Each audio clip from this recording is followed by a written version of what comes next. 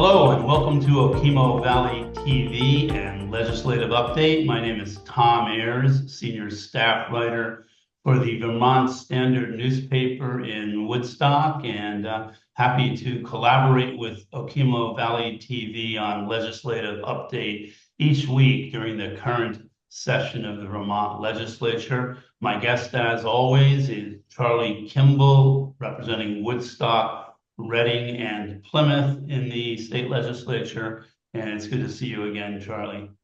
Good morning, Tom. Good to see you again.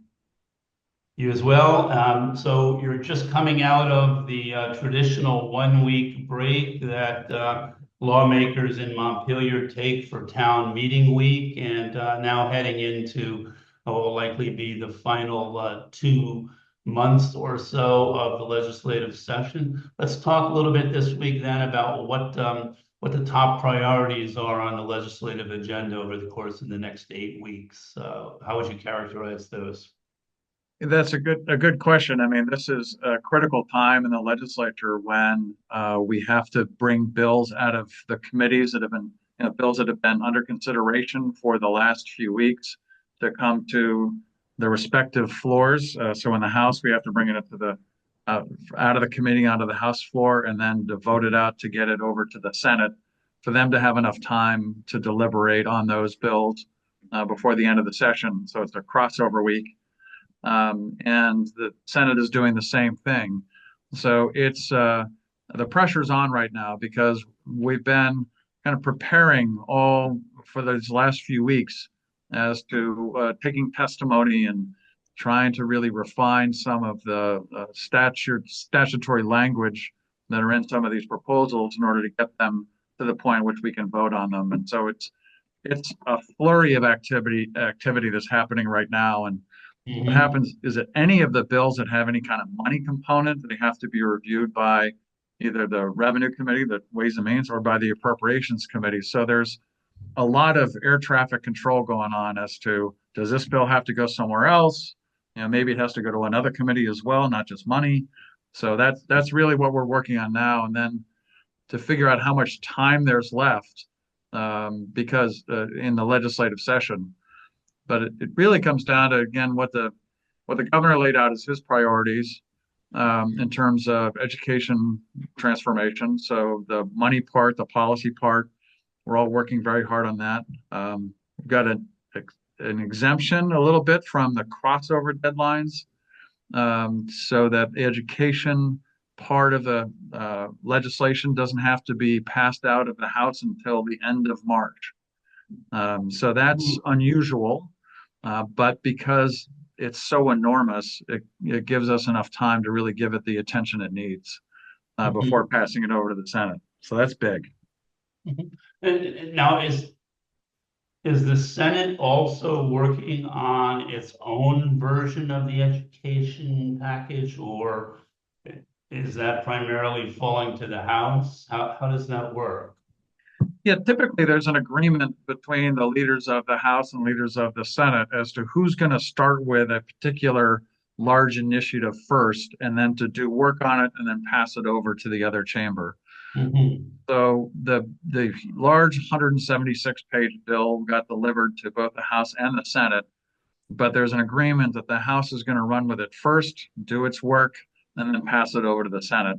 That doesn't mean they're not taking testimony and thinking about how things should transpire. The Senate came up with, for example, an idea of creating 9 school districts instead of the 5 that the governor proposed. The House is meanwhile looking at, well, maybe it's 12. So there already are discussions and proposals that are in each body, but they haven't yet made it to the other body yet. So now they're not doing no work. They're doing a preparatory work in anticipation of getting the bill from the other chamber. I understand. I see. I see. What about some of the other major items on the legislative agenda that we've touched on briefly in past legislative updates over the last several weeks? I'm thinking specifically of housing initiatives Right. and economic development initiatives. Anything particular to report on those?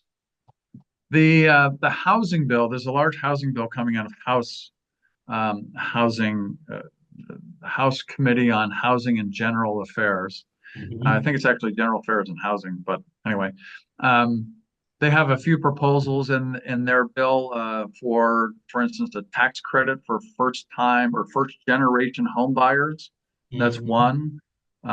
There are some other things around development that they want to make it easier for development of affordable housing projects to happen. There's, I'm not familiar with all the details of their bill, but I know it's going to come into the House Ways and Means Committee because we have to take a look at what those tax credits are.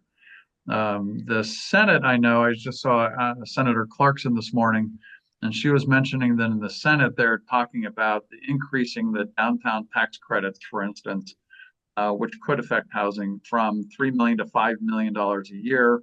Mhm. They're talking about different housing initiatives as well. So there's going to be a lot around housing. Um, so that's all some of it. The governor had asked for some further, reductions in kind of the regulations for housing Mhm. to make it so that more housing could easily be built in rural areas of the state as well. So not just in concentrated downtowns. Remember the last year there was called Act 181, and it was about being in this tier one or tier two area that the state is in the process of mapping to see where those Mhm. areas are. That's not done yet. To say, well, we need a little more flexibility in creating housing outside of those areas. So I don't think there's general consensus on that yet. That's going to come down to a vote in the next couple of weeks, I think. Um, Mhm. Mhm. Another one is a lot of towns were affected by the floods in 2023 and 2024. Sure. And Many of the towns were forced, well, not forced, but found it was a good idea for them to purchase the homes that were affected by the floods using FEMA money. Um, Mhm. and because you really shouldn't be living in the zone that gets flooded twice in 2 years and then having to rebuild. But by doing that, they reduce the grand list or the property values that support the Sure. operations of the town. Sure. So some towns, Barry or Johnson or others, which were heavily affected, Plainfield, they can't really afford to take those properties off the grand list. So there's this bill to take some money out of the local options tax surplus and create a kind of the municipal grand list support program to give them time to ease off of what those values were. Mhm. And it's about $1 million is what they're asking for. So that's one thing that's also happening and coming through. There's a big bill that's working through general affair or government affairs about how do we help those communities that have been flooded. Mhm. So that's pretty big, and that's really looking at helping those communities that have suffered from that. Mhm. In that regard, is there anything happening on the climate change front? I know there was significant discussion of that in the last biennium, and I'm wondering if that's on the docket again this term. Yeah, there were a couple of things. The Global Warming Solutions Act was passed back in I think 2022, um, and the governor has asked. Could have been earlier than that. Don't hold me to that. The governor has asked that we remove a couple of things from that, and one is the private right of action. That right now, if the state of Vermont does not have a plan to actually achieve reductions in greenhouse gas emissions, then it gives the citizens or organizations the right to bring a suit against the government to say you need to come up with a better plan. It's not about monetary awards, and I think a lot of people think a suit means monetary awards. That's not it. This is to hold the government accountable. So he's asked for that private right of action to go away. There's a lot of sympathy towards that idea in the legislature, but I think we'll probably not take that up in this particular session. There's Mhm. also the clean heat standard that was being reviewed by, or right, clean heat standard that was being reviewed by the Public Utilities Commission. Um, And that was really to look at how do we put into place um, a way of administering credits to encourage fuel dealerships to help homeowners achieve more better use of energy, reduce their whole consumption of fossil fuels to reduce greenhouse gas emissions. Mhm. So that the public utilities came back and said you can't. It's really expensive to do that, but it did increase the price of fuel oil. I think it was 8 cents a gallon is what it was supposed to happen in the first year, and then maybe 58 cents a gallon over 10 years, which is really compared to the volatility in fuel oil, not much. I mean, you can Mhm. Mhm. when you go to fill up your tank, sometimes it's $3 a gallon, sometimes it's 3.50 a gallon. But that said, there are enough problems or thorns to that particular piece of legislation that it's unlikely to be enacted into law in terms of putting that credit system in place this session. Mhm. So I'd say it's not dead, but it's on hold. So I don't think we'll be taking action on that particular thing in this year. Okay, okay. Just to reiterate, when is crossover week? It's this week. It's So March this week. 14th, this Wow. week. March 14th is the day at which any committees coming out of a policy committee have to be out on the floor for a vote by the end of Wow. the week. Um, Okay. so where we were taking up one bill in the past, now just saw on the calendar, we've got, I think, 20 bills right now to take up tomorrow. So it's definitely, we're getting into this space where things are going to move fast and Mhm. quickly. Yeah. And I- then money committees have to have everything voted on by next week, next Friday, the 21st of March. Wow. Yeah, So yeah.